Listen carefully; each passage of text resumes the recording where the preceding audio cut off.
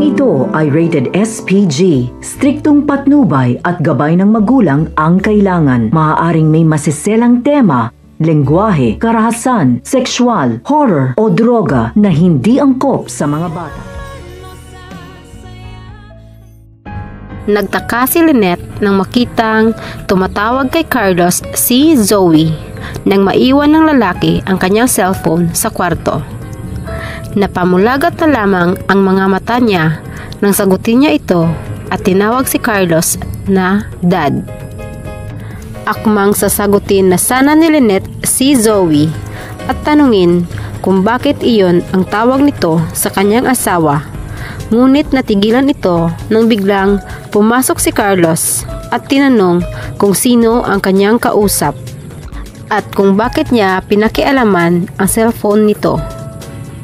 Ngunit mas natigilan si Carlos nang ibalik sa kanya ni Lynette ang tanong kung bakit siya nakikipag-usap sa babae, gayong alam naman niya na masama ang tingin ng mag-ina sa kanila ni Annalyn. At kung paano niya nagawang makikipagkaibigan sa batang doktor nang hindi niya nalalaman. At ang mas naikinagulat ni Carlos nang tanungin siya ni Lynette kung bakit siya tinawag na ama ni Zoe. Mabubuking na kaya ni Lynette ang lihim ng kanyang asawa? Sa kabilang banda, galit na galit si Moira sa nangyari kay Zoe dahil sa kagagawan ni Don Pepe, kaya pinabugbog niya ito sa kanyang mga tauhan.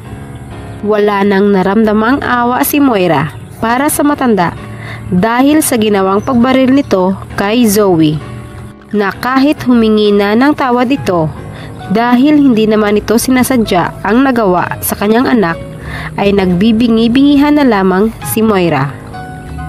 At maging si Zoe ay pinapatigil na ang mga tauhan ng kanyang ina at naaawa na ito sa kanyang lolo, ngunit hindi pa rin siya pinapakinggan ni Moira at gusto niyang turuan ng leksyon si Don Pepe. Dahil sa ginawang pananakit ng mga tauhan ni Moira, makakaligtas pa kaya si Don Pepe? Samantala, nakokonsensya na si Zoe at naaawa na ito sa kanyang lolo dahil sa ginawa ng kanyang ina. At nararamdaman ito na talagang mahal siya ng kanyang lolo at napag-isip-isip niya na tama lahat ng mga sinabi ng matanda sa kanya tungkol sa kanyang ina. Na mali ang mga ginagawa nito at dinadamay siya ng kanyang ina sa mga ginagawa nitong kamalian. Kaya nagdesisyon na ito na sasabihin na ang buong katotohanan tungkol sa pagkawala ni Don Pepe.